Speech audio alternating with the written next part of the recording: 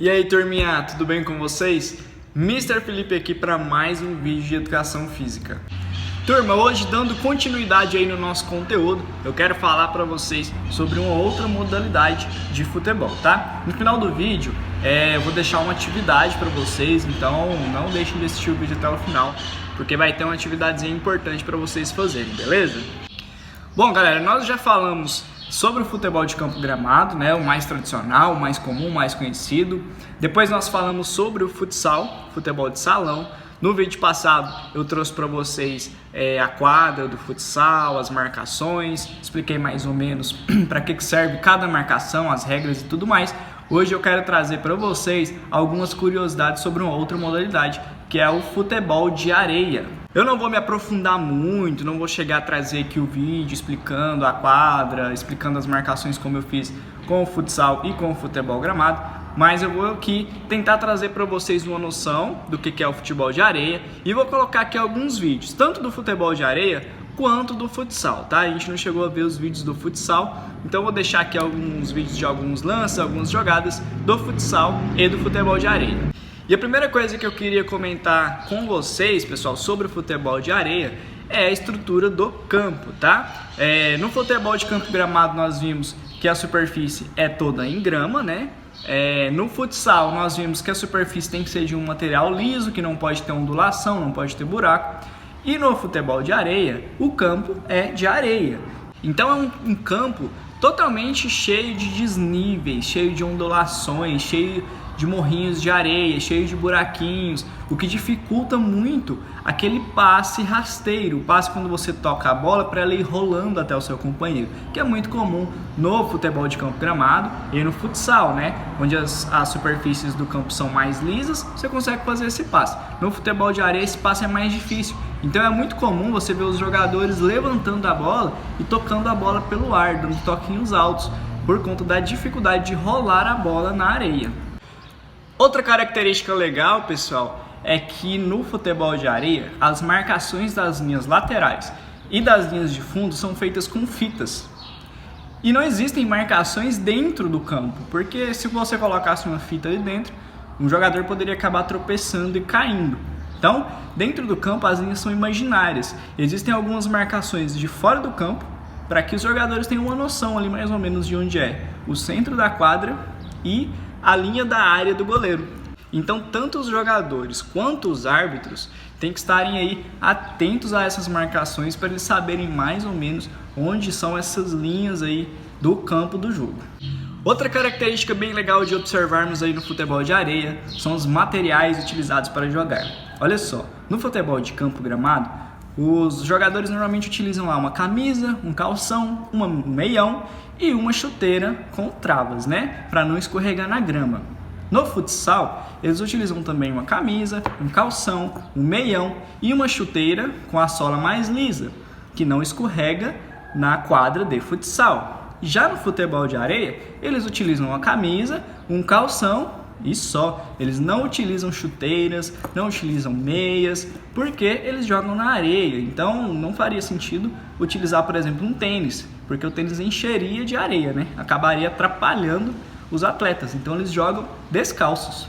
E galera, essas são somente algumas características do futebol de areia, tá bom? Assim como nós vimos que o futsal tem algumas diferenças de regra e de estrutura para o futebol de campo gramado, o futebol de areia também tem, tanto em regras quanto em estruturas, algumas diferenças, tá?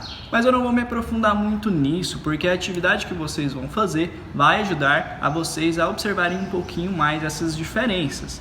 Agora eu vou mostrar para vocês alguns vídeos do futsal, tá? Que nós vimos na semana passada a estrutura da quadra e tudo mais.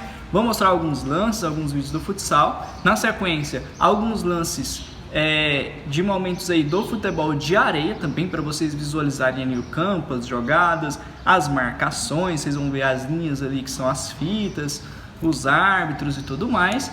E depois eu vou passar uma atividade para vocês, tudo bem?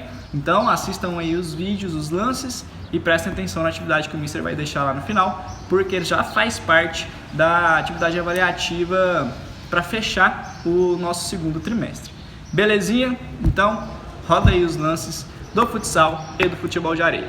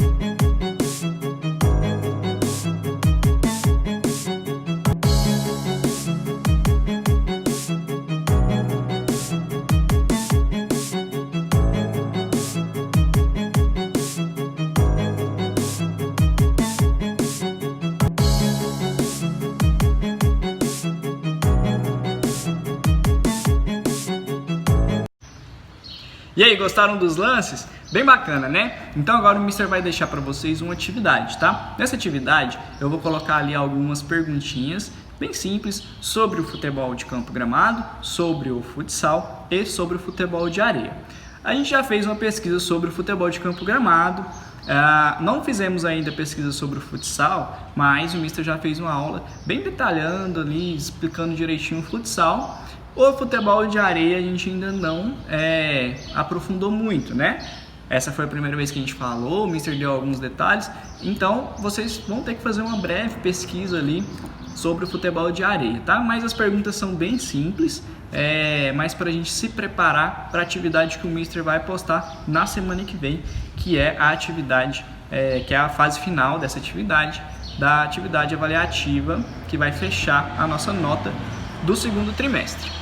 Então, nessa atividade de hoje, você vai ter que falar para o Mister quais são as diferenças do futebol de campo gramado, do futsal, tá? Futebol de salão, e do futebol de areia, em relação à estrutura de campo, quantidade de jogadores e citar pelo menos duas regras que são diferentes entre eles, tá bom? Depois, na semana que vem, a gente faz a atividade final para fechar a nossa nota. Belezinha? Galera, então é isso. Façam a atividade aí direitinho, façam com carinho, porque vai ajudar demais vocês a concluírem a próxima etapa da nossa tarefa aí para fechar a nossa nota. Beleza? Grande abraço para vocês, até semana que vem e tchau, tchau.